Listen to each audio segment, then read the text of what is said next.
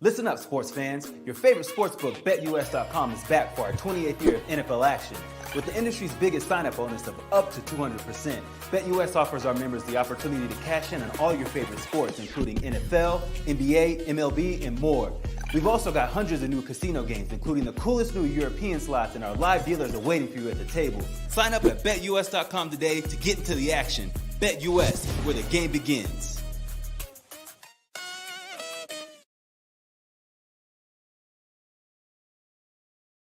This episode of the Darion Hopkins Sports Show is sponsored by SeatGeek. SeatGeek is the #1 platform to browse, discover, and experience best events in town, all in the palm of your hand. From heart-pounding concerts that can make you dance to nail-biting sports games that can keep you on the edge of your seat, SeatGeek has it all. From exclusive deals and personalized recommendations tailored just for you. Use the promo code DHopkins and get $20 off your first purchase. So join the movement. SeatGeek. Get up, get out, and get tickets. Are you ready to take your energy to the next level?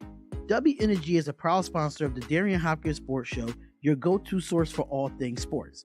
W Energy isn't just another drink.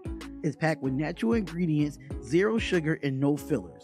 Whether you're training like me, grinding through work, or just leveling up on your favorite game, W got you covered. The Darion Hopkins Sports Show is powered by W Energy, and you can be too.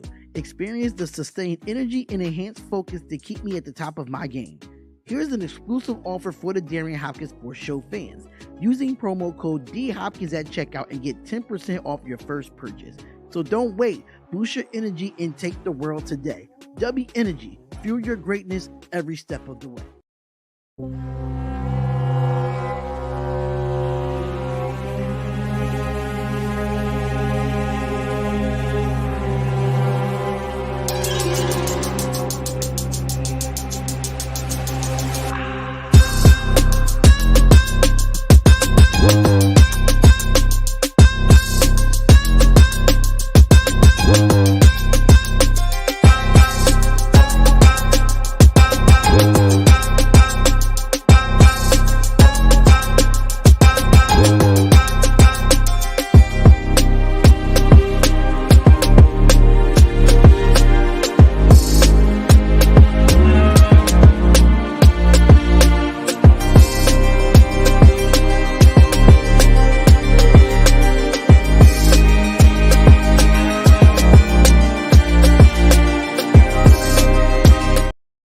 What is up, ladies and gentlemen? What is up? What is up? What is up? Good evening, ladies and gentlemen. Good evening. Thank y'all so much for tuning in on the Darion Hopkins Sports Show. I am your host, Darion of the Darion Hopkins Show, and today is Monday, July 22nd. Yes, we are here with another live stream and another podcast for y'all today. I did not want to use the other microphone. I actually wanted to do this one today. I am live on Facebook, which is Darion Hopkins. Go make sure y'all add me on Facebook at Darion Hopkins. It's spelled just like the way it is. Darion Hopkins Sports Show. Make sure y'all go follow that on the Facebook as well at Darion Hopkins Sports Show. Y'all definitely, you see it there, how it's spelled at the top.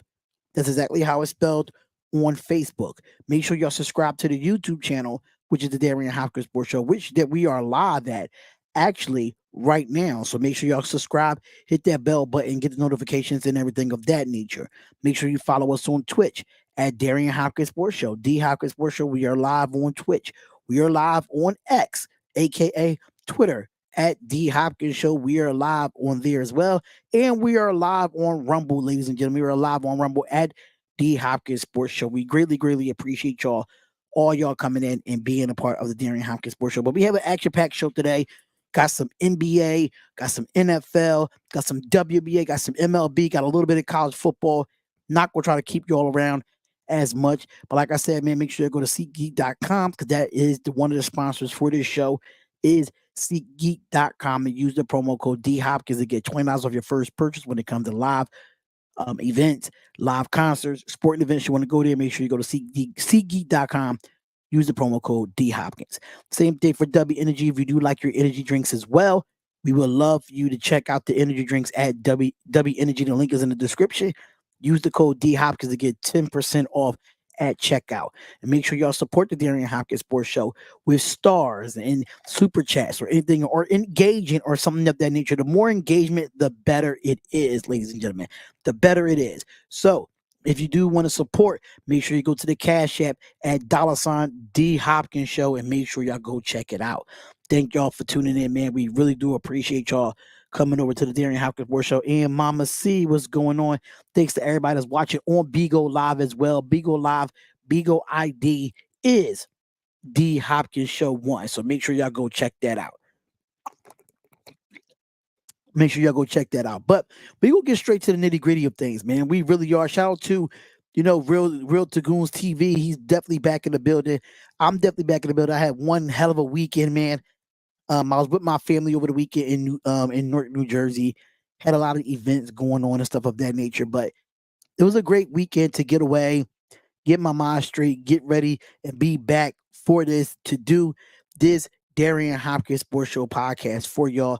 We really do appreciate y'all. I'm not going to keep y'all around as much as possible, but let's get down to the nitty gritty of things because y'all know we had to talk about it. Now we know for a fact, that Team USA had a game today at 3:00, which I was supposed to do the podcast at 3:00, but I ended up watching the game. So that's why I moved it back to 5:30 to get the actual full recap of this, man, of this. So this is going to be really, really interesting to watch with Team USA going 5-0 in their showcase. They went 5-0 in their showcase, but LeBron James has done it again, ladies and gentlemen.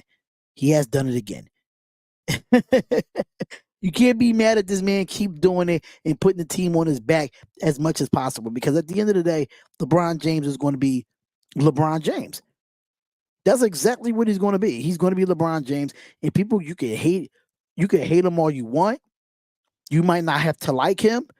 And you can say what you want. But at the end of the day, I still feel like, personally, that he done it again. He did it again, and he put the teams behind him. Art Cool was going on. Thank you for coming in. I really do appreciate you, Art Cool, for coming in. But LeBron James leads Team USA past Germany in London. Now, here's I gotta say this.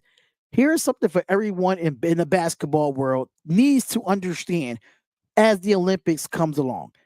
Perhaps probably the most competitive international tournament in history about to get started. It's about to get started. That's a fact. It's a known fact. Now, LeBron James is not messing around. He may be 39 years old. It named the country flag barrier to this ceremony moment that he's going to have. True. But today he put on another display and another dominance for the win for the largest crowd ever to watch a basketball game in London. The fans, the opponents, even his peers on Team USA they only could watch.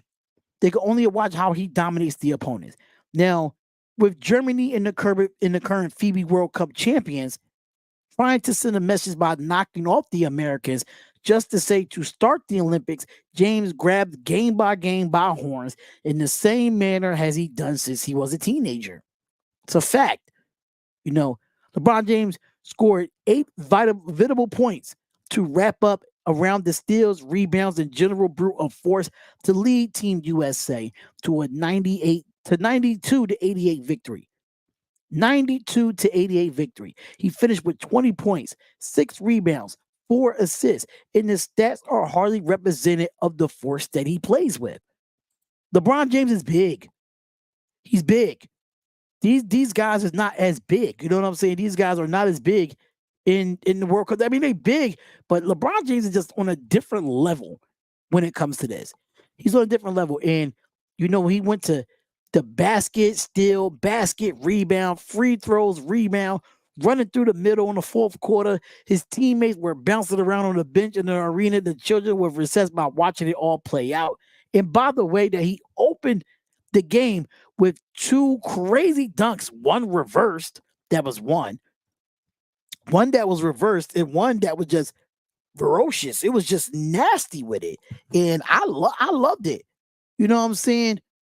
And USA team finished the pre-Olympic tour. They were an imperfect 5-0. they do have some issues to work on at the the game with South Sudan. That was a lot that they had to work on too with South Sudan. But even though Joel Embiid had a bright spots, but he continues to come into form, having 15 points, 8 rebounds, and 5 assists. You had Stephen Curry had 13 points for Team USA. Germany had 4 NBA players on their roster, knowing they have excellent chemistry and was a display on the World Cup title last summer for Germany. Nearly everyone who steps on the floor can shoot the three for Germany. That's one thing I can say. They move very, very well and active with their hands on the defensive side of the ball. Germany is going to be a team that you don't want to mess with when it comes to the Olympics. Cannot take lightly at all. You can't take lightly at all with them. And most importantly, in this game, they took care of the ball well and ultra aggressive on the offensive glass. But Team USA issues allowing the dribble penetration. That stuff that got to be cleaned up. Leading the kick out on 3-pointers that nearly missed against South Sudan on Saturday. It was clear that it was a point of emphasis that you have to be honest with yourself that coming into this game, especially with Drew Holiday and Anthony Edwards applying the heavy ball pressure on Germany's guards, but generally better defensive focus on energy. Now, I could say this, that the Germans really struggled at times to generate a clean look for them. They did. And they were shooting more than like shot clock 3-pointers than the ones they actually do in their offense. It was the exact type of defense response from Team USA coaches was definitely hoping for. But there was a problem at the end of this possession. Let's be real. With the Germans repeatedly getting second chances and scoring 16 points off of them. I'm sorry to say. During the world was watching up to us. Right. That's a fact. But I'm sorry to say, the second chance points was a big factor for me in this game on why this game was so close. Because we didn't have the energy to go get the rebounds. We didn't have the energy to go for them second chance points and them hustle points that which Team USA needs to do. They need to do that. And the spate of turnovers, especially stressed in the third quarter where the American offense was short-circulated about 5 turnovers in a 4-minute span. Germany was able to overcome a 36% shooting by getting 12 more shots. And that's all second chance points as well. Kevin Durant missed this game and he continues to recover from a right calf injury. Team USA and Coach Steve Kerr they hope that Durant will be able to get some minutes in London before the team left for France for the final Olympic prep. Kevin Durant practiced last week, ramped up his activity level over the weekend, and we still was able to play on Monday. And that's going to be a problem if he can't play in the Olympics. You're going to have to treat him like the Kawhi Leonard of this thing. But they have been in training camp since Las Vegas 2 weeks ago. Team USA officials probably remain optimistic about Kevin Durant will be able to play in the Olympics, but they must finalize a roster by Saturday. You had Franz Wagner had 18 points for Germany as well. So hopefully they can get Kevin Durant back. Hopefully Kevin Durant can be effective. He got to get some continuity with these guys that all been playing these 5 games that Kevin Durant did not play. You don't want to mess up the chemistry. If I am Steve Kerr and I'm USA Basketball, if he's cleared to come back and play, if I'm Team USA, if Kevin Durant's cleared to come back and play, right? Have him come off the bench. Don't mess up the chemistry that you have with the players that you have now. It doesn't make sense to put Kevin Durant in a starting lineup that he hasn't played in 5 showcases, but he has practice, but it's different from game speed and practice speed. It's definitely a big difference there. So with me, Kevin Durant has to play better. He has to not play better, but he has to get in. He has to get in this at the end of the day. Germany has Wagner brothers, and they have Dennis Struder. They have Daniel Tice. They have a few players that's in the NBA right now that I really consider, that I really like, honestly. But Team USA, LeBron James leads them again, even though with South Sudan and the way they were losing. I gotta say, the way they give up. Okay, so the last game that I saw, they dominated, right? The last game I saw, because I did not watch the South Sudan game. but I did watch the highlights of it. And I gotta say, it has to be better. Like these are teams that's coming after Team USA, and you see how competitive the last two games are. LeBron can't do it by himself this whole Olympics. He just can't. You got to keep getting that domination from Anthony Davis. Anthony Edwards is going to have to step up as well. You're going to have Steph Curry that might have his games, but Joel Embiid got to have his games too. But when it comes to the fourth quarter, LeBron's just a different person, man. I'll be like, LeBron, just give the ball up in the fourth quarter, but hell no. I'm at this point to just let LeBron James take over in the fourth. I'm comfortable with that after what I saw against Germany today. But let's move on. Let's move on from that. Congratulations to Team USA. We will be watching the Olympics this year. That's going to be very interesting to watch. But let's talk about it. We got some other news in the NBA as well. We're going to go into some WNBA and stuff of that nature. But Spencer Dinwiddie, y'all, he's no longer a Laker. Another person that I thought would be good for the Los Angeles Lakers if they brought him back. And that's Dennis Schroeder. Not Dennis Schroeder. Spencer Dinwiddie. I'm sorry. Spencer Dinwiddie agrees to a 1-year deal with the Dallas Mavericks. Now, guard Spencer Dinwiddie has agreed to a 1-year deal with the Dallas Mavericks, sources tell ESPN. Dinwiddie is 31 years old and will return to Dallas, where he played a key role as a sixth man of the Mavericks' 2022 Western Conference Finals team. Now, Spencer Dinwiddie has averaged 17.1 points, 4.9 assists in 76 games with the Dallas Mavericks. He has arrived in Dallas as a part of the Kristaps Porzingis deal back in 2022 trade deadline and was sent to Brooklyn a year later as they part with the Kyrie Irving trade. Now, Spencer Dinwiddie considers signing with the Mavericks after receiving a buyout in February, and instead, he ended up opting out to the Los Angeles Lakers. Now, Dinwiddie feels a need for another scorer and a ball handler that the Mavs rotation complement the star duo in Luka Doncic and Kyrie Irving. The Mavs were limited to offering the veterans the minimum. So that's a good move. I think that's a good move for Dallas to put more emphasis on your scoring. Going to get a guard like Dinwiddie, I think is a great move for them to go back and get him again. Smart move. Very smart move for them. Then we go to some other NBA news with Celtics. Sam Hauser agreed to a 4-year, $45 million extension. Now, the Boston Celtics and Sam Hauser are one of the most NBA accurate three-point shooters to agree to a 4-year, $45 million contract extension. And his great Jason Gosso told ESPN on Sunday. Now, Hauser will make $2 million in 2024-2025 season. It will go under contract through 2028 and 2029 when the Celtics payroll as they set to become the most costly in NBA history. Now, he was undrafted out of University of Virginia in 2021. Hauser has been the Celtics' development success story and played a significant part in the franchise championship this season, where he shot 42.4% from three-pointers last season. That's the fourth best among, with 400 plus attempts according to ESPN stats and information for his career, that he has shot 42.2% from the three-point range. Now, besides the Boston Celtics, they're just keeping everybody in their hands at this point. When it comes to Hauser, when it comes to Tatum, when it comes to Derek White, Jaylen Brown last year, it's a possibility that Al Horford might be coming back. And adding Hauser to the extension to the Celtics for the 2025 and 2026 payroll elevates to projected $225 million with an additional $210 million in luxury tax penalty.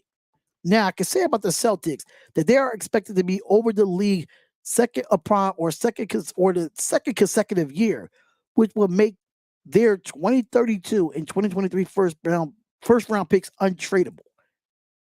The Celtics do combine salary and luxury tax as they project it as the largest league in history, which is the Phoenix Suns that currently combine for $432 million bill. Whew, that is a lot of money, man. That's a lot of money. Now, Hauser is 26 years old. He made 179 catch-and-shoot three-pointers in last season, most in the NBA, according to the Second Spectrum. Now, Hauser becomes the third player in Celtics history with 10 three-pointers in the game last season, joining It was Jaylen Brown and Marcus Smart that did it. The Boston Celtics just going to do what they do best. They're going to do what they do best because Boston Celtics are going to they're going to try to run it back. They're going to try to win this again, y'all. Let's just be real. They're going to try to win this again. So I'm not mad at them keeping Sam Hauser for a 4-year, $45 million deal. Keep your players around, keep that continuity, keep that chemistry around for them. Not mad at that at all. So shout out to Sam Hauser for getting his money. Now, the Cleveland Cavaliers and Evan Mobley, another guy that got a rookie max deal. Cavaliers, Evan Mobley, 5 years, $224 million extension. The 7-footer got the maximum rookie contract extension that becomes worth $269 million. Agents like Joe Smith and Thad Foucher told ESPN on Saturday, which I'm giving you this news now because I was not here to do it over the weekend. Now, Mobley is 23 years. He's very young, quick. He's one of the league elite young defenders when it comes to big men. Finishing third in voting for the Defensive Player of the Year in 2023, as well being named All Defensive First Teamer. Now, I can say for Evan Mobley, he did average 15.7 points, 9 rebounds, and 1.4 blocks last season for the Cavaliers, while posting a career high in shooting, which was 57.9% overall, 37.3 from the 3, and 71.9% from the free throw line, which is all career high shooting percentages for Evan Mobley. For a 7-foot guy, that's pretty impressive in my opinion. Pretty impressive. Since arriving as the third pick in the 2021 NBA draft out of USC, Mobley has helped lead the Cavaliers to finishing 7th in defensive rating last season, in first in the 2022-2023, 5th in 2022 and 2021 as well. Now, over the span, Mobley has not just come one of the 4 players, along with Anthony Davis, Jared Jackson Jr., and Rudy Gobert, to have at least 300 blocks and 150 steals, according to ESPN stats and information search. Ooh. He also held opposing players to 0.86 point differential in play on isolations and post-ups last season. 5th best among players to defend the 3 plus actions per game, according to Second Spectrum and track data. Now, Evan Mobley getting the bag. What's more important, the Cavs, Donovan Mitchell or Evan Mobley? I think both are important. They both got their money. I think both of them are important. And I say that to say this, because I feel like Evan Mobley is a young rising star that's just going to get better over the time. He's going to get better over the time. I think we learned how to be impatient instead of patient when it comes to developing players in the league, because they was picked so highly. They have to have that expectation right then and there. Evan Mobley has improved in the last almost 3 years that he's been in the NBA. So I think both is needed. Now, I would not be surprised if Darius Garland wants out of Cleveland. I would not be surprised at that. He probably wants to go somewhere where he can play differently, but I think having Darius Garland, having Evan Mobley, having Donovan Mitchell, they're missing some type of forward. Max Strus is not it for me. He wasn't it for me when he was in Miami. He's just not it for me for Cleveland as well. So I think Evan Mobley and Mitchell are both important to this team to keep this core together and try to make a run in the Eastern Conference, which is going to be tough because now you got everybody coming back healthy. You got the Boston Celtics winning the championship. The Eastern Conference is going to look very, very different this year, and it's going to be fun. It's going to be fun to watch. Trust and believe. It's going to be fun to watch. But I think both of them are important. I think Evan Mobley and Donovan Mitchell, I think they are both important when it comes to it. But, Dinwiddie coming back to the Cavaliers, Hauser getting 4 years, $45 million for the Boston Celtics, and Mobley gets his rookie max contract. And I think that was good for him to get his rookie max contract. I think it was really, really good. But let's keep it real, y'all. We're going to talk about WNBA weekend. Yes, we are. we're going to talk about WNBA weekend because I didn't get a chance to watch the goddamn game. I didn't get a chance to watch it. Not at all. I didn't get a chance to watch it. So we have Team USA falls to Team WNBA this weekend. I was pretty shocked that Team USA lost. But if you look at Team WNBA stats and the way they were playing, I'm not getting confused with the Mavs. Dinwiddie. No, I'm not getting confused with the Mavs. The Cavs and the Mavs. Dinwiddie is going to the Mavs. I said that already. He's going to the Mavs. And Evan Mobley with the Cavaliers got his big contract. But Team WNBA, Team USA game came on yesterday. And not yesterday, I think it was Saturday night, if I'm not mistaken. Yeah, it was Saturday night. So let's talk about Team WNBA real quick, man. The way they were shooting, he was 44 of 88. Shooting 50% from the field, shooting 33 from the three, 85 from the free throw line. You had what? 1, 2, 3, 4, 5 players in double figures for Team WNBA. You know, you had Dewana Bonner as a starter. She had 5 points. Anika Ogumage had 14. Jaquel Jones only had 6. Caitlin Clark only had 4, but she did have 10 assists and 2 steals. She was 0 for 7 for 3. She was 2 of 9 from the field, but she still gave up 10 assists. Not mad at that. She's being a facilitator and knowing that she if she's not scoring well that night, she's going to make sure she affiliates the ball. That's one thing she's going to do. Tarika Hamby played. Brianna Jones had 6. Aaliyah Boston had 4. Angel Reese had 12 and 11 boards. She had another double-double. Angel Reese did it again. Kayla McBride with 3. Alicia Gray with 16 points and Kelsey Mitchell with 13 points. But I gotta say this. Arika Gugawale. This girl is the MVP of the WNBA All-Star game. I'm sorry. She's legit. She's just on a bad team with the Dallas Wings. Arika Gugawale is a dog.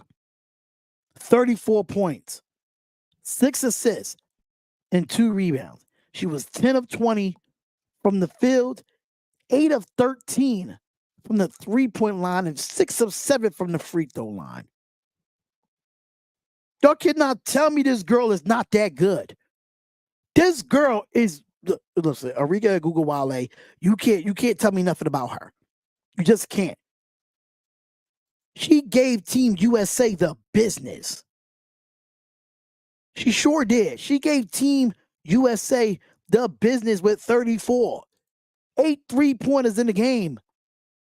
She had every right to win WNBA All-Star MVP. Every single right. Oh, just imagine if she was on another team, though. Just imagine.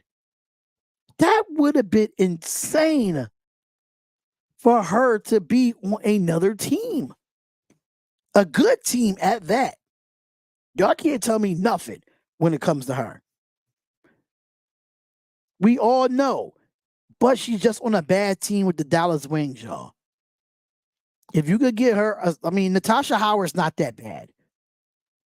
They just don't have the team like they were last year when they went to the WNBA finals. Or it was the semifinals. It was one of those. But the girl, she showed out against Team USA. I don't know how she didn't make the Team USA. Let's make that make sense. Let's talk about that. How she did not make Team USA. Don't get me wrong. Brianna Stewart, Angel Wilson, Diana Taurasi, Chelsea Gray, Drew Lloyd. Not mad at that. Alyssa Thomas, Nafisa Collier, Brittany Greta, Kalia Copper, Kelsey Plum, Jackie Young, and Sabrina Ionescu. Not mad at it. But Arika Gugawala, y'all could have made a roster spot for her. There's no way how y'all not make a roster spot for her. That's insane. And she smoked y'all. She smoked Team USA. But let's go to Team USA, by the way. Team USA, they shot 50.6% from the field. They was 36.4% from the three-point line, and they was 93% from the free throw line. You had Breanna Stewart led the way with Team USA with 31 points, 10 rebounds, and 3 assists, 1 steal and 1 block. That was another one that did really well for Team USA in his All-Star game. Another dog. Of course, Asia Wilson. She's going to do her thing regardless. It's my Las Vegas Aces. I'm biased. I'm sorry. 22 points, 3 steals, 1 block, 3 assists, and 6 rebounds. Can't be mad at that. You got Diane Taurasi, came in with 14 points. 14 points and 6 boards and 5 assists. Chelsea Gray only had, she only played 11 minutes, but she only had 5 points. Jewel Lloyd played 13 minutes, but, she ain't had nothing. But Jewel Lloyd, don't sleep on her. Don't sleep on Jewel Lloyd now. That's one thing I'm going to say. Don't sleep on Jewel Lloyd because Jewel Lloyd is another dog for them. She definitely is. You had Alyssa Thomas with 4. The Fisa Collier only played 3 minutes, but, she didn't have anything. We had Brittany Griner. Brittany Griner comes in and has 10 points and 7 boards. Kalia Copper with 7. Kelsey Plum with 9. Jackie Young with 2. And Sabrina Ionescu with 5 points. Okay. Team USA knocked them off, but it was a very entertaining thing to watch for the WNBA. The skills challenge and all of that nature. I thought it was pretty dope. I thought it was pretty dope to watch. So for me, the WNBA getting the limelight. Of course, we see Angel Reese and Caitlin Clark play, get their pick and rolls going and stuff of that nature. I loved it. I love the Team USA versus Team WNBA. I think it should be more often like that. I don't understand why they did it because of, the USA team is going to Paris. WNBA is on break right now. They don't come back till August 15th. So, yeah, it was good playing, but Arika Gugawale, of course, WNBA MVP for the WNBA All-Star game. She did her work against Team USA, and Team USA plays Germany tomorrow in the showcase. So that's going to be very interesting to watch. But Caitlin Clark and Angel Reese on the same team, working together, getting the pick and rolls and stuff like that. That looked so amazing. It looked so amazing seeing that happen. What? I loved it. I loved every bit of it, man. I really did. I thought it was pretty dope to see Angel Reese and Caitlin Clark on the same page. But let's move on. We got one more topic for the WNBA, and we're going to take a quick commercial break, and then we're going to talk a little bit NFL, MLB, and college football, and I'm going to let y'all out y'all here, man. But the new WNBA, ladies and gentlemen, is trying to expand to a 44-game season next year. And the WNBA is considering expanding the regular season to 44 games for the 2025 campaign. And the commissioner, Kathy Angelbert, said on Saturday for the league's All-Star game weekend, for the whole weekend, I think 44 games is smart. I am going to talk about that too, Anthony Price, right after I get done this. I am going to talk about that. When it comes to the 44-game season, Kathy Angelbert said that we're looking at a footprint for next year. We don't have any international competition like the FIBA World Cup or the Olympics next year. So be able to look at our footprint without any interruptions or break like we're breaking this year. Now, 44 games per team are the most allowed under our current collective bargaining agreement, although in long term, that Angelbert has discussed a vision of extending the season even longer. The more total games are also on the horizon for the next 2 seasons, with expansion of franchises in Golden State in 2025 and Toronto in 2026 beginning play. So the regular season currently is at 40 games per team as of right now. The WNBA is to admit one of the most memorable seasons as they witnessed the highest attendance in 26 years and set new viewership records, have seen surge in merchandise and intensified fan engagement. So for me, I can say this. She's not going to come with the specifics of what they need to get this 44-game season to happen. But the league reportedly NPD Media, which they valued at $2.2 billion for the last 11 years, but it has not been finalized. But Angel Bird did say that they were thinking about doing something historic to think that they'll be able to finalize those media deals that everybody's going to get understood of a historic time for women's sports. And the WNBA will be leading that. In our next round of media deals, they will allow them to transform this league. Now, media deals is going to be big for the WNBA if players want to get paid more. Now, my thing is this, though, with the 44-game season. Hop is talking my ish right now. Yes, of course. I'm talking WNBA right now. I already just talked about the All-Star game and stuff of that nature, so you missed that part of it, RC.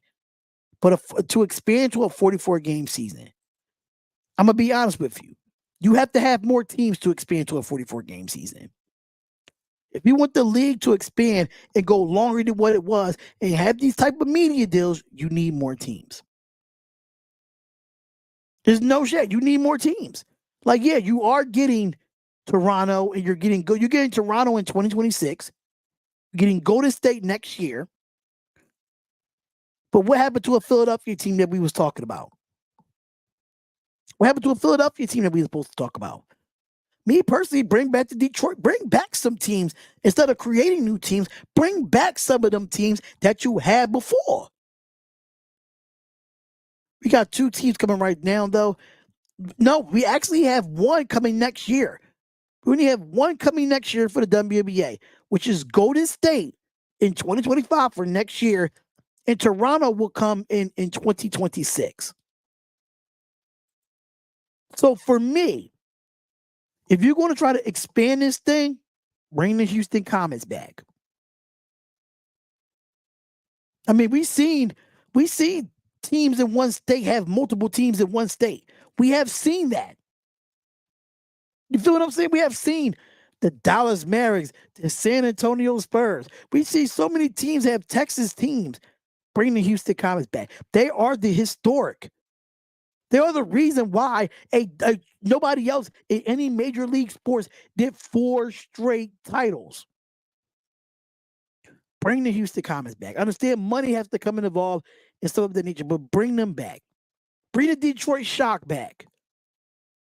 Now you have another team in Detroit with the Detroit Pistons. You have the Detroit Shock. Bring them back. The San Antonio Silver Stars. Bring them back. It's another team in Texas, but we had some legends play on that Silver Stars team. Philly can have Washington. LOL. We need to rebuild again. Yeah, because Della Don is done, bro. Della Don is done. I say injury wise, I say she's done. Athletically, I think she's talented when she's healthy. I think it's time to move forward from her and rebuild this with a younger star for Washington. Philly definitely needs a team. Definitely needs a team. But if you're going to expand this to a higher power to get better, then you need more teams in the WNBA. You just need to. Because even if you're going to move up to 44 games, just imagine with the collective bargaining agreement and everything that they're talking about, it might get moved up to 50 games. You're going to need more teams because you don't want to keep seeing them play the same team over and over again. So it's going to be a little bit different now when you have these teams. Bring some teams back and make some new ones. I already put them out there. Detroit Shock and Houston Comets. Bring them 2 back. I wouldn't mind that. It makes the league more competitive that way. Just in my opinion. Makes it just that competitive. And we got one more topic to talk about for the WNBA here. I totally forgot to talk about this here. And I thought I had the power rankings up here, but I don't think I do. I thought I had them up here in my notes, but hey, it is what it is. This is what we have. This is what happens on the Darion Hopkins Sports Show. You know what I'm saying? This is what happens on the Darion Hopkins Sports Show. But yeah, there we go. The new WNBA power rankings. I did have them. My bad. I did have the new WNBA power rankings. Debating the top 5 teams during the All-Star break. It's a few teams, like I said. When it comes to the standings of the WNBA, it's going to be tough. It's going to be tough. And I still think you still got the New York Liberty up there. You still have the Connecticut Sun up there. You still have the Minnesota Lynx, Seattle Storm, my Las Vegas Aces, the Phoenix Mercury. It will be crazy to see, right? It will be crazy to see if we could get the Chicago Sky and the Indiana Fever in this playoffs this year. I think the WNBA is really pushing for that. Now, the power rankings, I don't see. I thought I had the list, but no. It was just a video. It's not actually a list. But if these 8 teams get in, because right now Indiana Fever is 11-15, Chicago's 10-14. Atlanta Dream is trying to take that away. They've been doing okay. But man, New York is 21-4. Connecticut is 18-6. Minnesota 17-8. Seattle 17-8. They both tied for that number 4 and 5 spot. I mean the 4 and the 3 spot. I'm sorry, the 4 and the 3 spot. Vegas got number 5 with 16-8. Phoenix Mercury 13-12. Like I said, Indiana Fever 11-15, and Chicago 10-14. If Collier's coming back in the Storm, I think the Feast of Collier is going to be back. I I really do think so. In my personal opinion. Look, when it comes to this second half, it's really going to come down to, I don't think we're talking about any other teams right now. I really think they really want to see if Caitlin Clark and Angel Reese can actually take their teams to the playoffs for the first time being rookies. I'm afraid the Sky won't go away. They are some fighters, man. Like these teams are some fighters for the Chicago Sky and Indiana Fever, and I love the rivalry. And it's not a rivalry for just Caitlin Clark and Angel Reese, but Kelsey Mitchell and Kennedy Carter, Aaliyah Boston and Camila Cardosa. So when it comes to this 44-game season, going back to that, there's going to be so much to talk about.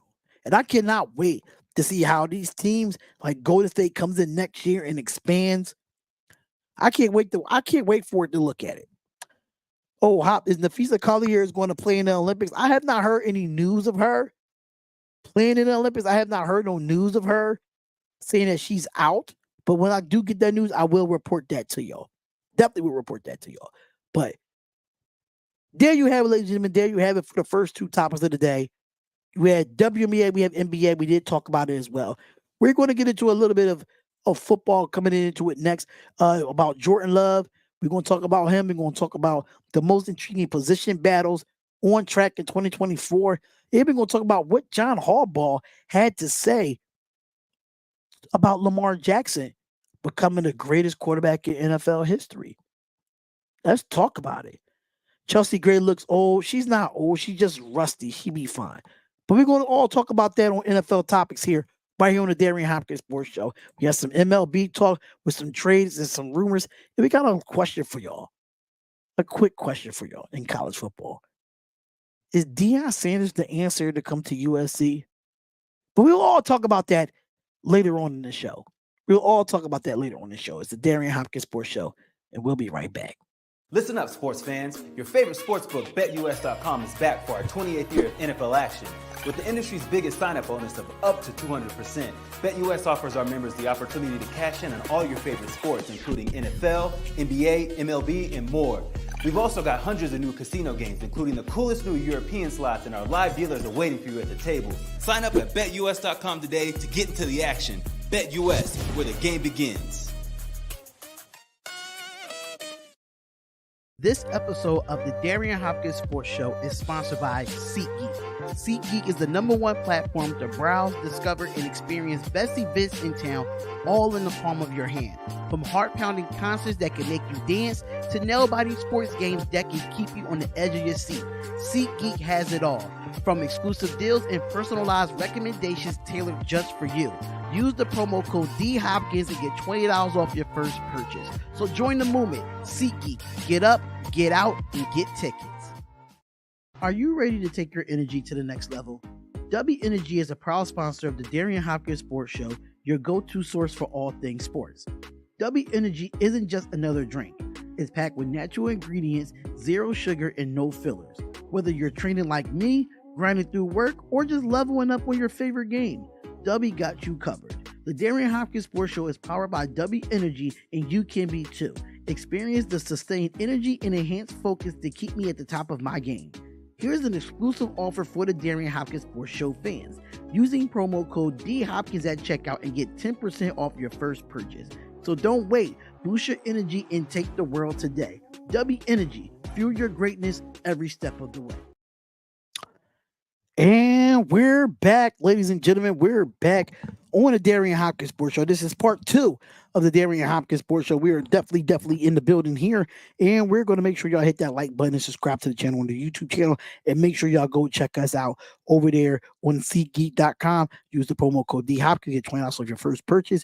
Or if you would like to donate to the channel, man, donate with these live streams and these play-by-plays and everything I've been doing. Anything supports with the Cash App, Hopkins Show. If you love the show, make sure you give us a thumbs up on Spotify, Apple Music, Amazon Music, everywhere that has a podcast. Make sure y'all go check that out. And don't forget, on Wednesday at 9 p.m. Eastern Standard Time, I will be on the Block 105 radio. Yes, I will be having my show played on that radio. I will put the link in the group chat for the Discord. Make sure y'all follow the Discord. That's definitely in the link in the description as well. But NFL. Gotta be completely honest with you, man. Training camp is here. Training camp is here, and we have a lot of news coming out now for some NFL talk. And one of them is Jordan Love. He won't practice until the new deal is done, but the Packers general manager believes that they are very close to getting a deal done.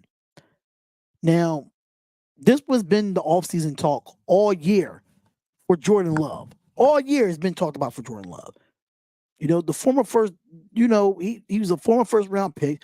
He blossomed in the back half of the 2023 season campaign. He did power in a surprise run to the divisional round of the playoffs. You know, he was behind Aaron Rodgers all those years. The Utah State quarterback answered those questions resounding fashion in the positioning of Green Bay as the favorite to return to playoffs and wreak some postseason havoc. You know, on Love's timeline, however, he made a very interesting situation for the Packers because Green Bay selected Love and sat him behind Rodgers for 3 years. It robbed himself of a chance to ride with a young quarterback on his rookie deal.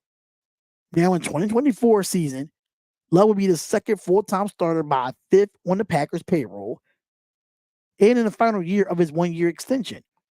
Now to his 4-year rookie contract, it's time for Green Bay to again extending Jordan Love, whose representation that informed the Packers that he won't be there until the deal is done.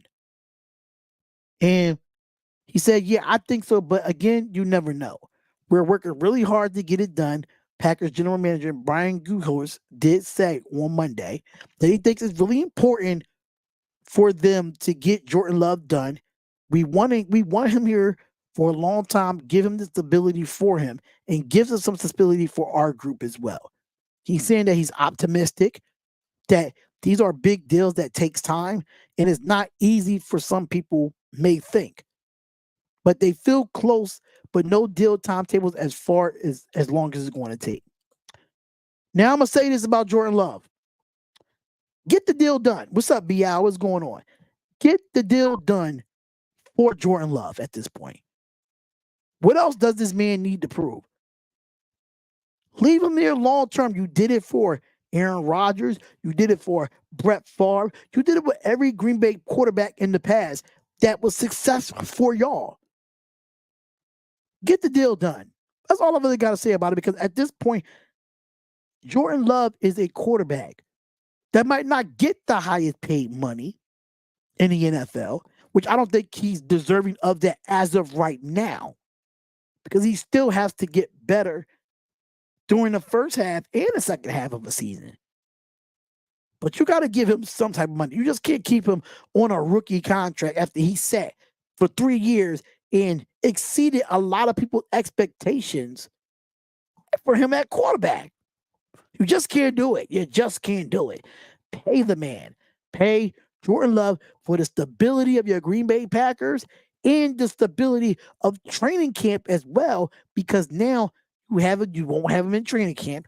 He won't practice. The chemistry got to get back to flow. You need him on the training camp practice field with his team as of right now. You need that.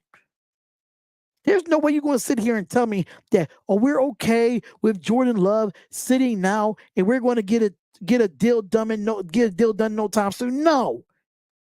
This is the National Football League. You're going to need Jordan Love on there to keep the chemistry going with the Green Bay Packers to go make another run. Now you added Josh Jacobs and got rid of Aaron Jones. You got to make some continuity with your new running back. So you got to make sure that Jordan Love gets paid.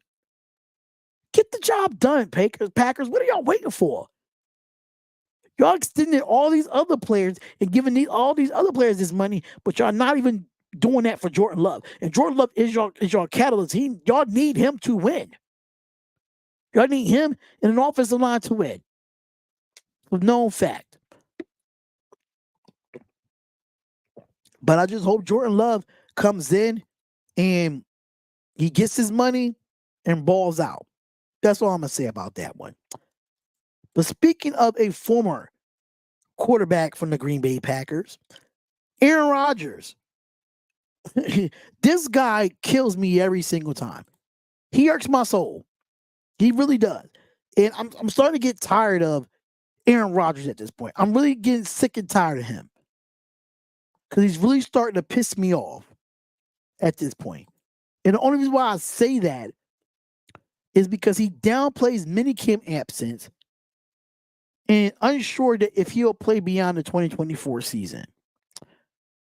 Now, if he retires, Aaron Rodgers will remain the top of compensation, especially as long as he continues to appear behind the microphone. 2024 is a big year for Aaron Rodgers, but it might be his last. He did say, in quote unquote, I don't know, I'm not sure, Rodgers said during an appearance on the Part of My Take podcast when he asked how many more NFL seasons do he have left in him. This one for sure. I wanted 2 good ones to give us a chance to retire as a Jet and win 2 Super Bowls. Now, Rodgers' first go around as a Jet didn't go as well. We all know that, right? Ended it after 4 plays going to a torn Achilles during one of the first 4 plays of the game. So in an instant, the buzz and the positive momentum surrounding the Jets was sucked out of MetLife Stadium a year ago. It sure was. It sure was. But that was then, though. But this is now. Aaron Rodgers is 40 years old. Rodgers knows Father Time is lurking on him. And most likely, he feels as though he was robbed of one of the 2 most mentioning years of his career closing plans. That I might keep him around for another one if things go well in 2024. Just don't expect him to show up for minicamp. Just don't expect him to show up for minicamp. I don't believe he will get injured again. It really depends on his offensive line if he gets injured again. But Aaron Rodgers was given a chance, and he's starting to get on me with this, right? He was given a chance to air his own grievances. What's the current organized training activities and minicamp scheduled during his podcast appearance, which he also served the explanation why he hasn't had New York mandatory OTAs. He said this. He said, the thing is that people don't understand that when I was in the NFC North years ago, there used to be a real thing called minicamp where it was. It was 5 practices in 3 days, Rodgers explained. Now it's not minicamp. They arbitrarily put a tag on whatever week of OTAs they want you to say this is minicamp week, which makes more mandatory than other weeks. But it was an OTA schedule.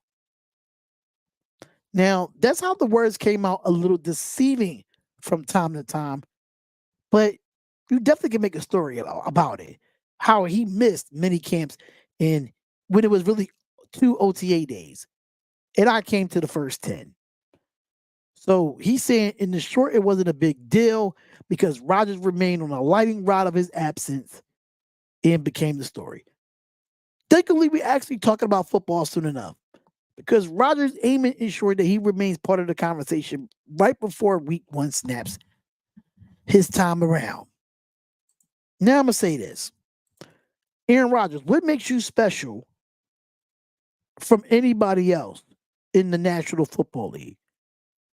Because you put some downplay. Hold up. You put some downplay on the actual. You put downplay on OTAs. You put downplay on minicamps. Who the hell do you think you are? Who do you think you are, Aaron Rodgers? You have 1 Super Bowl to your name. 1. Where Patrick Mahomes has 3. Surpassed you by 2 Super Bowls. And you just going to downplay OTAs? Like, oh, you just this big, oh my. Yes, you're going to be a Hall of Famer. You're going to be a Hall of Famer. You're going to be great at, you work great at what you do. But my thing is this. But you see Patrick Mahomes do OTAs. You've seen Lamar Jackson do OTAs. You've seen certain stars do OTAs. Aaron Rodgers, what have you done in the last 4 years for you to downplay an OTA or a mandatory minicamp? Who are you to say that in the last 4 years? I respect your career from the past, but the last 2 years in Green Bay, you couldn't even make it to a Super Bowl. You lost in the NFC Championship twice. If I'm not mistaken, the last 2 years in Green Bay, then unfortunately your Achilles tendon done with the Jets. We don't know how 100% you are right now, but you're just throwing a football with no pads. That is what mandatory minicamp is. But for you, understand that Patrick Mahomes said that he was sitting out. Understand that Lamar Jackson said he was sitting out. Understand that Josh Allen said he was sitting out. Because those 3 guys know what they're doing. And Aaron Rodgers, you have lost a step. You're 40 years old, bro. You need that continuity with these young guys. You need that continuity with these young guys. Because you so old school about it. You forgot how these young guys that's coming in need to see leadership from you. So Aaron Rodgers, you're pissing me off downplaying mini kids. This is the process of you trying to win a championship. And I have not seen not one video. I don't think he even mentioned in the podcast that he has been training with the wide receivers by themselves. Because to me, it sounds like Aaron Rodgers is selfish. And he's talking about he wants to win 2 Super Bowls with the Jets. But it starts here. It starts in OTAs. It starts in minicamp. But you want to downplay it. Because you only won 1 Super Bowl in your career. And a few MVPs.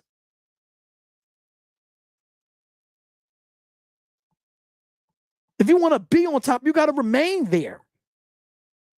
And that's why Patrick Mahomes has remained there. Because even though that he's a Super Bowl MVP, he's an NFL MVP, he's a Super Bowl champion, he still goes the OTAs. He still does it. Lamar Jackson, a 2-time MVP, he still goes to OTAs because he wants to win a championship and be around his teammates. But no, not Aaron Rodgers. He wants to downplay it and do this and do that about Aaron Rodgers. That man is not a bad man no more. Ain't nothing bad about Aaron Rodgers of him just talking about mandatory mini camps and blah, blah, blah. Tired of Aaron Rodgers at this point.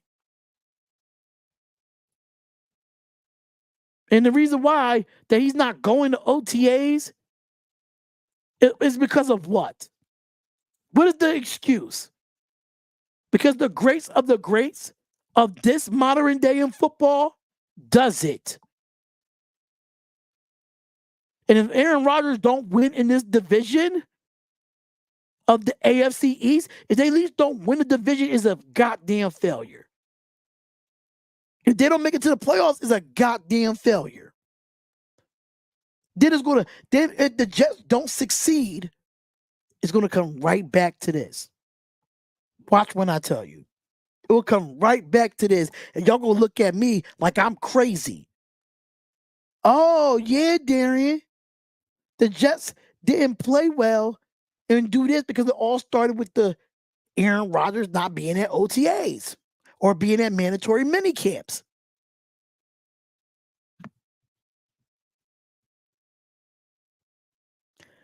He said he had a plan already. He had a trip planned already. Like, dude, you can reschedule that trip.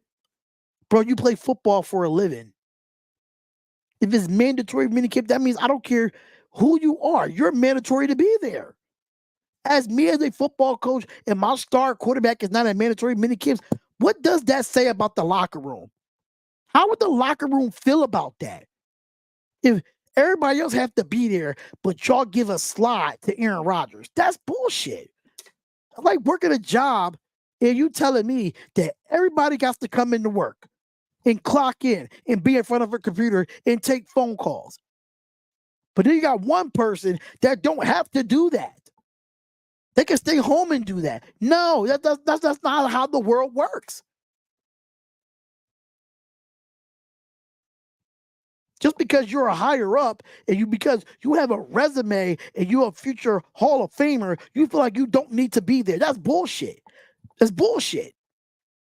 Sorry. Can't deal with it. I wouldn't want Aaron Rodgers as my quarterback when I know he's selfish and thinks about himself and not think about the team. Sorry. Don't want a quarterback like that. Don't want it. Sorry. But let's move on, ladies and gentlemen. Let's move on to one more topic that I have. And it's about John Harbaugh. His vision on Lamar Jackson. Now, John Harbaugh wants to set goals for Lamar Jackson to become the greatest quarterback in NFL history. Now, we understand that Lamar Jackson has 2 MVPs, right? 2 MVPs. He already built himself a kind of a reputation for himself as one of the game's best QBs. Not greatest, but one of the best QBs. His coach wanted him to elevate even further. John Harbaugh launched into a speech on Sunday, stating that in which he detailed exactly where he believes Lamar Jackson can land before his career is finished. The bar is set remarkably high for Lamar Jackson, and it is. It really is, y'all. And this is what John Harbaugh had to say about Lamar Jackson. This is what he had to say. The vision that we have together is that Lamar Jackson is going to become and be known and be recognized as the greatest quarterback to ever play in the history of the National Football League. That's what John Harbaugh said in the Associated Press. That's the vision. Is going to happen by Lamar by his work ethic, his brilliant talent, by all the pouring into that effort together as a team, teamwork, and by grace of God and God's goodwill. That's how it's going to happen. And I believe we already seen it. So we certainly have seen it in Lamar Jackson in 2 MVP seasons. But plenty in between. He's a star. Like Lamar Jackson is a star. Some of the most electrifying plays that we saw from Lamar Jackson in his career. We saw it in modern football on a relatively routine base. But as a detractor, we could definitely quickly point out something here. He hasn't brought home the most coveted hardware, and that's the Vince Lombardi Trophy. In order to be great, you need to pass. which exactly you need to pass. But that's not really true either, because look at Randall Cunningham. Like let's we gonna call a spade, right? Randall Cunningham wasn't the best thrower out there. He wasn't. He wasn't the best thrower out there. But he made it happen with his legs. So we got to make it make sense. A lot of running quarterbacks, their arm wasn't really the best. But we did look at Vic. Vic did get better later on in the years. But let's just be honest here with Lamar Jackson. Now he's been with the Baltimore Ravens since 2018. He had in his last year, he had 3,678 passing yards, 24 touchdowns, and 7 interceptions, with a QBR rating of 64.7. That's how he won MVP. Don't get me wrong, his rushing, he did have 821 rushing yards as well. But the numbers don't lie. He can be one of the greatest, but he has to win a championship. And I don't even think he needs to pass, because I think anybody in this league could throw for 4,000 passing yards. I really think so. I think any quarterback in this league could throw for 4,000 passing yards. The way they make the NFL defenses soft now, and they cater to the offensive side of the ball. But the only way Lamar Jackson can be considered one of the greatest, he has to outdo Tom Brady, which I think he would never do. He still got to outdo Patrick Mahomes, because he doesn't have because Lamar Jackson don't have a Super Bowl championship, and he got to win in the playoffs. He got to win when it matters. Yes, you do got your one win against the Houston Texans. Cool. You got your one win there, but you can't get past Patrick Mahomes. That's the only thing that you're working with right now. And now you got a AFC North that's pretty tough in the Pittsburgh Steelers. Let's see what Deshaun Watson do in Cleveland. You got the Baltimore Ravens, of course. You got the AFC North is going to be very interesting to watch. It is. Ravens, Steelers, Browns, even with Joe Burrow coming back from Cincinnati. It's going to be really, really tough. But I love the fact that John Harbaugh believes in his coach. On the flip side, John Harbaugh believes in his quarterback. He believes in Lamar Jackson can be one of the greatest to ever do it. They got to win football games. They got to win championships. So, okay, Random. So you said that he needs the hardware, but Burrow is called one of the greatest without a ring, but ranking higher than Lamar. Let's make this very clear, Anthony Price. The reason why people do that, because Joe Burrow has been there. Joe Burrow has beaten Patrick Mahomes. When it mattered or when it didn't matter, he beat them both. Something that Lamar Jackson has not done. Joe Burrow has won consecutive playoff games when he was in there. Been to a Super Bowl before Lamar Jackson. Lamar Jackson has sniffed the AFC Championship, but he has not sniffed a Super Bowl to even try to play for a Super Bowl. So I understand why they do that with Joe Burrow, because all of the young accolades that he already did before Lamar is.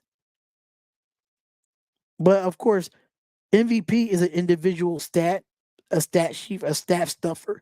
And the reason why Cincinnati was down the way they were down, because Joe Burrow had his injuries, which hope they helped the offensive line, but that's another story for another time.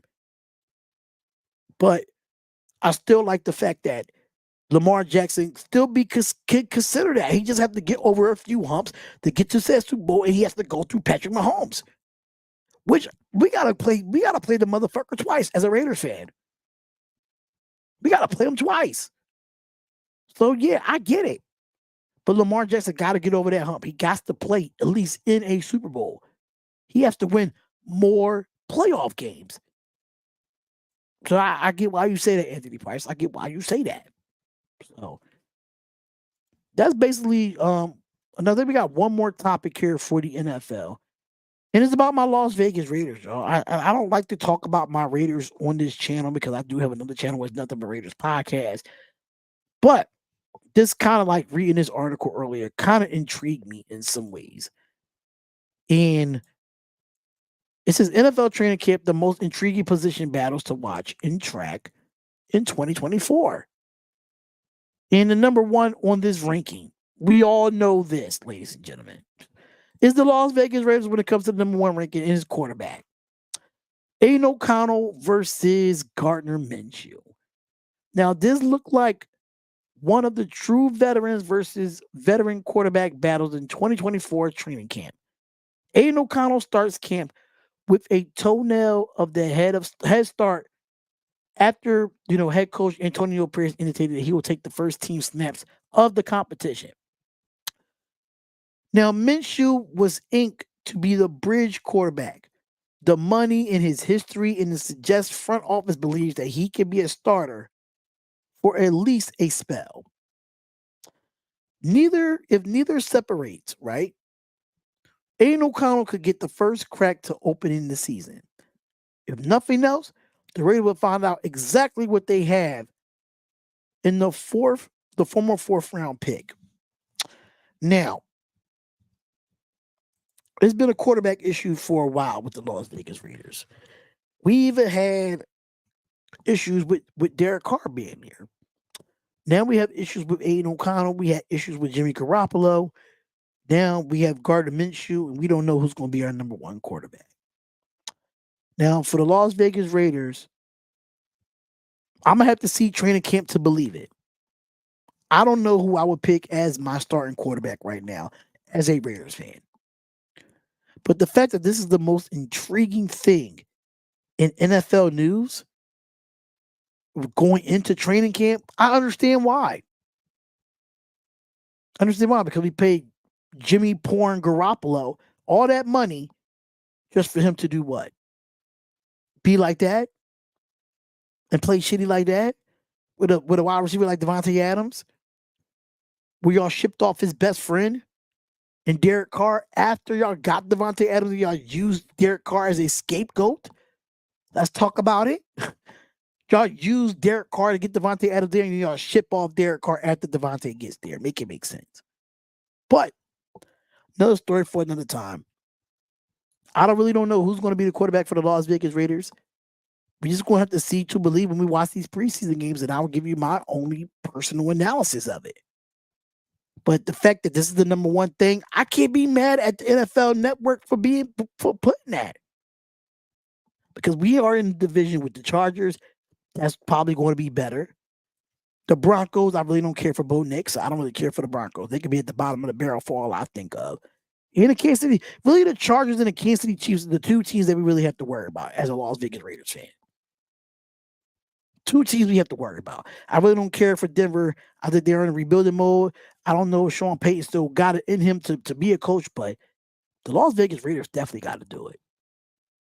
They definitely got to do it. But hopefully we'll find out our quarterback. We will talk about it more on the Darion Hopkins Sports Show. But for that to be the most intriguing, pretty interesting there.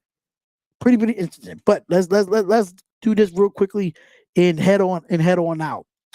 I was going to talk a little bit about baseball of the trade rumors, but I think I'm going to do that on Thursday's show. On Wednesday's show, we're going to come back to that.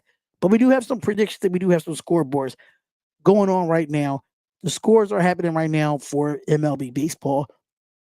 Right now, you do have the Detroit Tigers and the Cleveland Guardians going at it right now at the about to be the top of the second inning, where the Detroit Tigers are 2-0 over the Cleveland Guardians.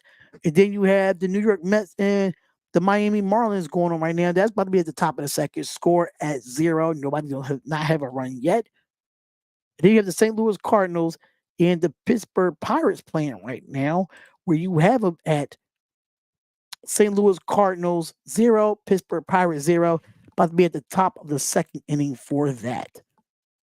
And let's talk about the games that's scheduled tonight for the rest of the night. Now, 7:20, you have the Cincinnati Reds, and you have the Atlanta Braves playing at 7:20. At 7:40, you have my Philadelphia Phillies playing against Minnesota at 7:40. You have the Chicago White Sox and the Texas Rangers playing at 8:05. Milwaukee in Chicago playing at 8:05 on ESPN Plus. Make sure y'all check that out. You have Arizona Diamondbacks and the Kansas City Royals playing at 8:10.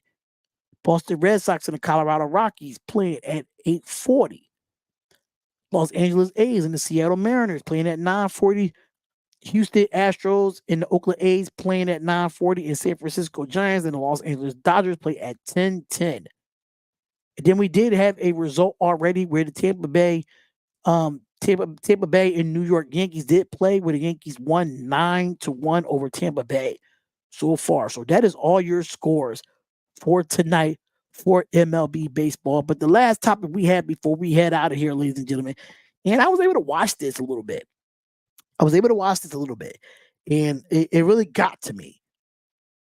And I was listening to Finnenbaum and Stephen A. Smith earlier today on First Take, where they feel like Deion Sanders is the answer in USC. Now, let me just make this very, very clear. I like Lincoln Riley as a coach. I do. But he did lose the locker room. He lost recruiting. He is just not the it factor for USC football. Now, understand why primetime name has been brought up in this topic, because it's prime time. It's Deion Sanders. And they feel like, I understand that he doesn't they feel like Colorado's not going to be great this year. They really feel like Colorado's not going to be, even with Shedeur Sanders being there. It's going to be a tough task for Colorado to win games. But I just think that Lincoln Riley right now, his time is up. Even when Lincoln Riley was at Oklahoma, yes, he was winning. Don't get me wrong. He was winning. But his defense was never good. Let's just be realistic here. With Lincoln Riley, the defenses were never good. So for me to see that Deion Sanders could probably go to USC, do it. But I understand why Deion won't do it. Because he really went in the transfer portal and brought everybody and brought a buzz to Colorado. Understand it's Southern California. It's beautiful out there. It's LA. It's California in itself. I get it 100%. But we're not going to sit here and act like what he has done at Colorado is not to be overlooked. I love what he's doing with Colorado right now. I think he's going to rebuild that franchise. They might not be great right now, but I think he wants to be there for the long haul. Now, if he gets the opportunity to coach at USC, then we might have a conversation here. But me personally, I think as of right now, Deion Sanders don't think about coming to California right now. Until that vacancy actually opens up and Lincoln Riley gets fired, then we might have this conversation. But I still feel like he's going to be loyal to Colorado. I mean, he left Jackson State because he accomplished so much already there at Jackson State. So that's why he came to Colorado to put on a new challenge. Yeah, this might not be the best team in the country, but we're going to let it be known that we're coming. That's exactly what Deion Sanders will say. And I don't think Deion Sanders will leave after 2 years of being at Colorado just to get an offer at USC. Things will have to go really, really bad in Colorado. And things have to go really, really bad in USC for USC and Deion to have that love or have that opportunity to have Deion come to USC. But I just don't see it happening right now. I just don't. I don't. But there you have it, ladies and gentlemen. There you have it. Darion Hopkins Sports Show is officially done today, ladies and gentlemen. Thank y'all so much for tuning in. Thank you to all our sponsors from BetUs, W Energy, and SeatGeek.com. Make sure y'all go check out all those. The links are in the description. Make sure y'all donate to the channel at Darion Hopkins Sports Show, $ Darion Hopkins Sports Show on Cash App. Same thing for PayPal, same thing for Venmo. The links are in the description. Make sure y'all check out the D-Hop Nation merch. Make sure y'all go check that out as well. The link is in the description or the spread shop. Thank y'all so much for tuning in to another episode of the Darion Hopkins Sports Show. I am Darion of the Darion Hopkins Sports Show. Peace, love and blessings, and have a great night and enjoy your sports, man. Have a beer, have a drink, and enjoy your Monday, because I will be watching Monday Night Raw at 8 o'clock tonight just to get kept up on my wrestling, because SummerSlam is right around the corner. But I'll see y'all later in the next live stream or in the next video. It's Darion Hopkins Sports Show. Follow us on all social medias: Facebook, Twitter, TikTok, Rumble, everything at Darion Hopkins Sports Show. Y'all can definitely Google me, Darion Hopkins Sports Show. We out of here. Peace, love, and blessings, and I'll see y'all on Wednesday. Listen up, sports fans. Your favorite sportsbook, BetUS.com, is back for our 28th year of NFL action. With the industry's biggest sign-up bonus of up to 200%, BetUS offers our members the opportunity to cash in on all your favorite sports, including NFL, NBA, MLB, and more. We've also got hundreds of new casino games, including the coolest new European slots, and our live dealers are waiting for you at the table. Sign up at BetUS.com today to get into the action. BetUS, where the game begins. This episode of the Darion Hopkins Sports Show is sponsored by SeatGeek. SeatGeek is the #1 platform to browse, discover, and experience best events in town, all in the palm of your hand. From heart-pounding concerts that can make you dance to nail-biting sports games that can keep you on the edge of your seat, SeatGeek has it all. From exclusive deals and personalized recommendations tailored just for you. Use the promo code DHopkins and get $20 off your first purchase. So join the movement. SeatGeek. Get up, get out, and get tickets. Are you ready to take your energy to the next level? W Energy is a proud sponsor of the Darion Hopkins Sports Show, your go-to source for all things sports. W Energy isn't just another drink. It's packed with natural ingredients, zero sugar, and no fillers. Whether you're training like me, grinding through work, or just leveling up on your favorite game, W got you covered. The Darion Hopkins Sports Show is powered by W Energy, and you can be too. Experience the sustained energy and enhanced focus to keep me at the top of my game. Here's an exclusive offer for the Darion Hopkins Sports Show fans. Using promo code DHopkins at checkout and get 10% off your first purchase. So don't wait. Boost your energy and take the world today. W Energy. Fuel your greatness every step of the way.